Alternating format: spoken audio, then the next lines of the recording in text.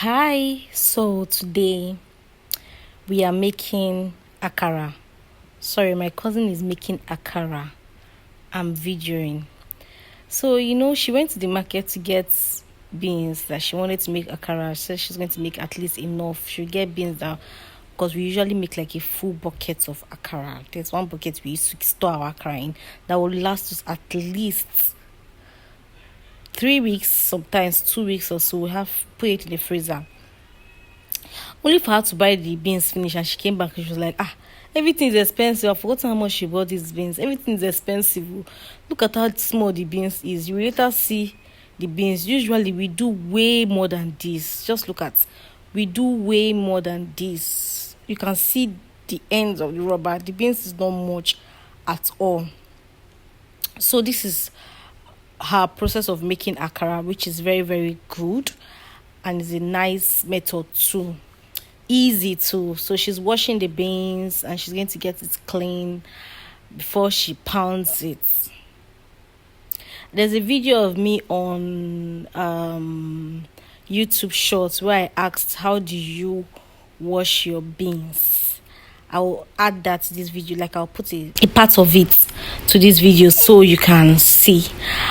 I use the hand method because I don't have the strength to go and be pounding, and then I'll come back, start washing. I will just soak my beans. When I want to make the beans, I just soak my beans in water, go and lie down on my bed. When I come back, I just use my hand to clean it up, because she will still see. So you have to at least still touch it, but it's easier this way too. But me, I don't like cleaning too many things. See, it's practically the same thing, because you have to still use your hands to bring out some of the bark. And a lot of times, you don't have to actually remove all the bark. You can just remove as much as you can, and then you blend it and do your akara. Nothing. After all, we used to eat beans, so with the bark, with the, I don't know what that thing is called, but with this body. Anyway, so she's done washing. So here she's going to be removing all of the extra beans that came out on the rubber. So as you can see, this is the method we all use. I don't know if there's another method for you to drain out your the body of the beans. What do they call this thing? Bikono.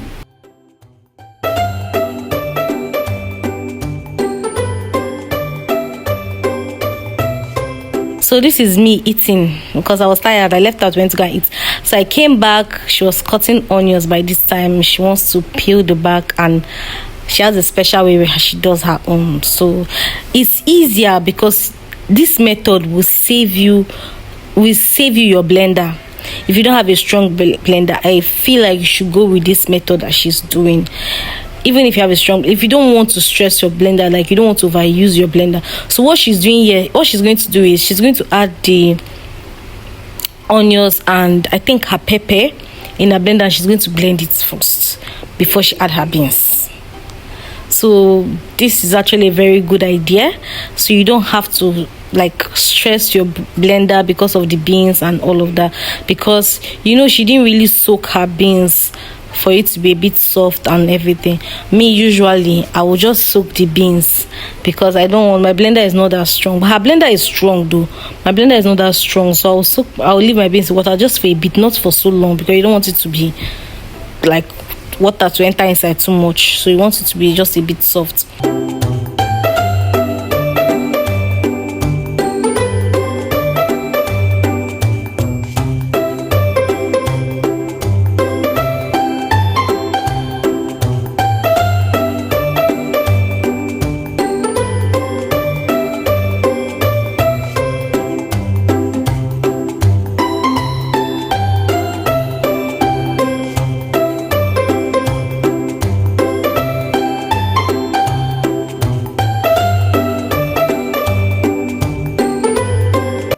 So yeah, she added some non-season cube. I just thought that to add it because really it's still going to be in the akara. So what's the point of not adding it? So as you can see, she has blended her pepper. Now she's adding her beans in her blender. See that it makes life easy, because imagine blending your onion and your beans together.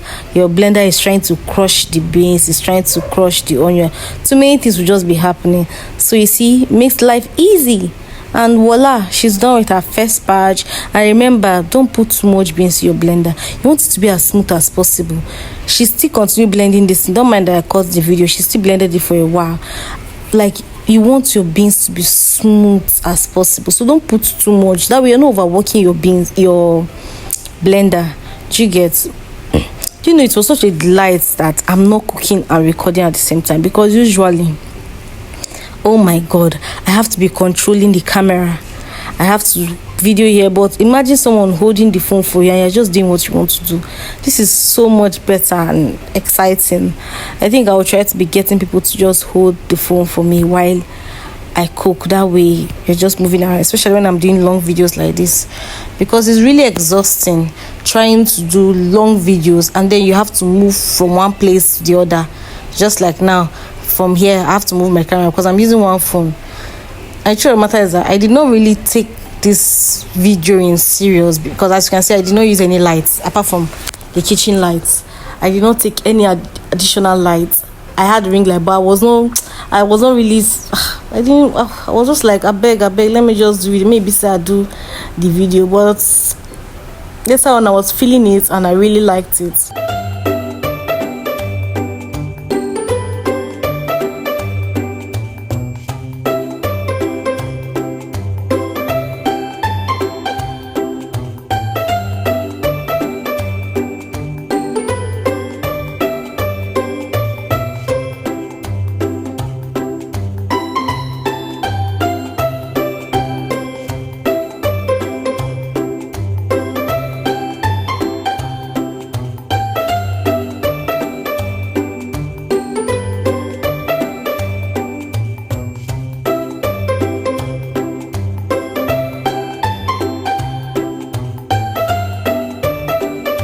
So yeah, she added her crayfish and she's going to blend it again. It's already blended crayfish, but she still added it inside the blender.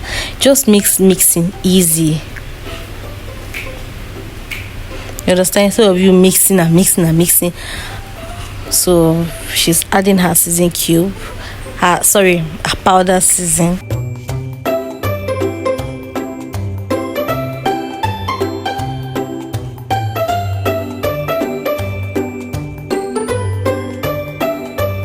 Remember that she added some no seasoning. Of course, we added salt. I think whether I videoed it or not.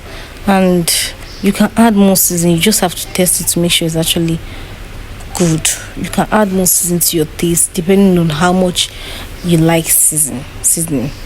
Do you understand? So you can add a lot more than what she's going to add. So she added salt.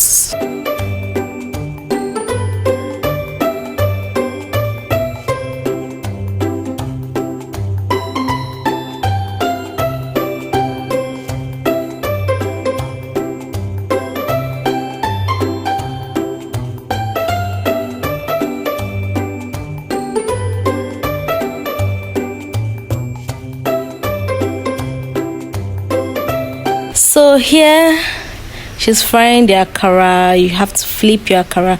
Please make sure it's on medium heat or low heat at first, so that your inside will done.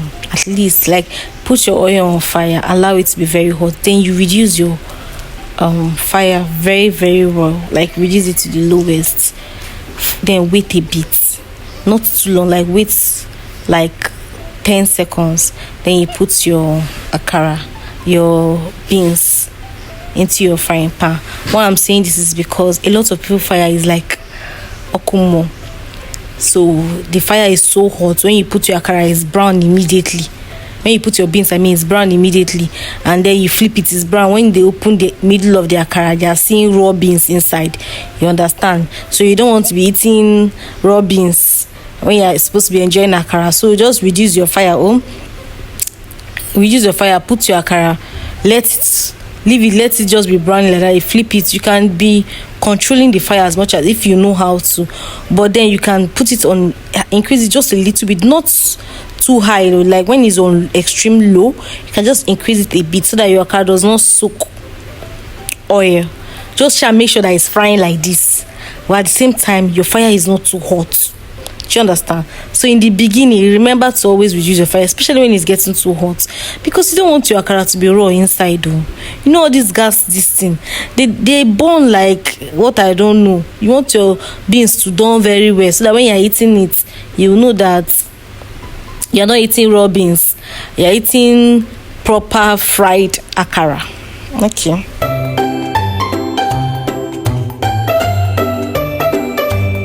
Yes, and when you are blending, I forgot to mention, when you are blending, be very careful with the water you put. It's always best to not put too much water, to put little water than putting too much, because your akara will not come out this thick.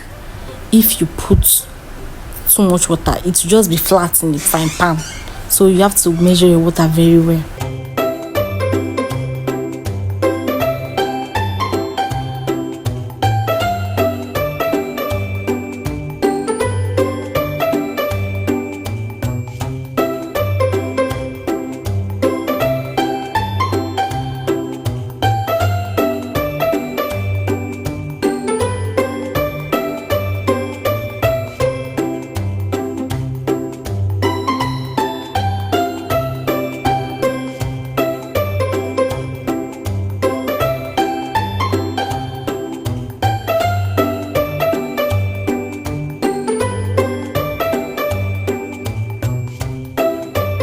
So you see that black thing you're seeing there is onion. So my cousin usually puts onion in her oil to give it flavor. That's very good. I used to forget. I like it too, but I used to forget to put all the time. So this is actually very good. It gives your anything you're frying, it's going to give it extra flavor. So it's flavoring the oil, which is flavoring your food. Do you understand? At this point, my akara was ready. Yes, it was ready. Don't mind, it was looking way better real life than on camera. I don't understand why camera was making it look like it was not ready, but it was ready. So I took it out and she fried the next part. And then we're done.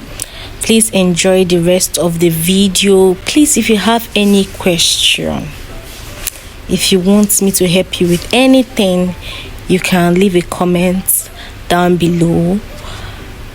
If you have any concern, maybe you've tried frying akara and it's not working out like the way it is here. If you have any concern, you can leave a comment down below.